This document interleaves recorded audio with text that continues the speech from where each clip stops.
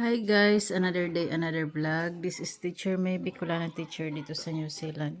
So, kakatapos ko lang mag-lunch guys at naisip ko kumain itong red kiwi. So, kahapon trinay ko na yung isang piraso nito. At saka meron ako ditong mga veggies fresh from our backyard. So, ito yung kinuha ko kahapon. So, tingnan natin kung gaano ka-fresh ang kiwi na ito.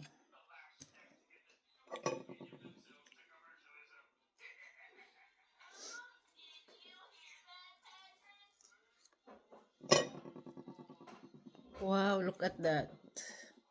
So, ito yung isa sa variety ng kiwi. Kasi meron ditong 3 varieties ng kiwi, guys. So, merong green, yung ordinary na nakikita natin sa Philippines. Tapos, ito red, at saka merong golden or yellow. So, ito ang isa sa paborito ko. Pero mas mahal dito yung yung yellow. Mas mura yung green. Ang tamis niya.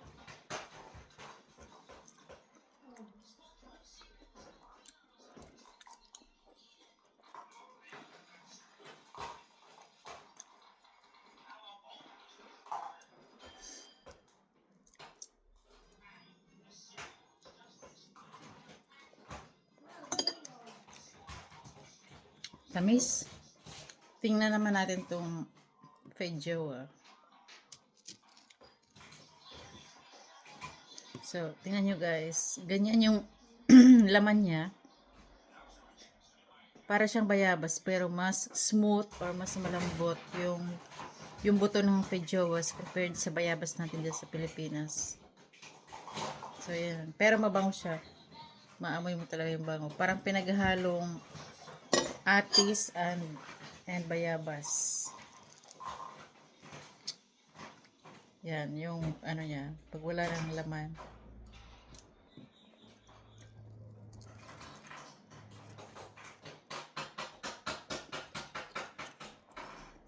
Maraming prutas dito guys sa New Zealand na wala sa Pilipinas.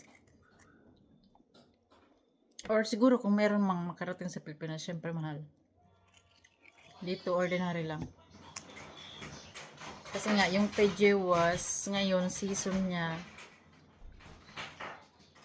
So, kung may tanim ka sa bahay, hindi mo kailangan bumili.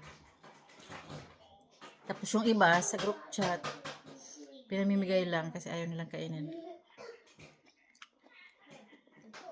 Yun lamang. Thank you for watching.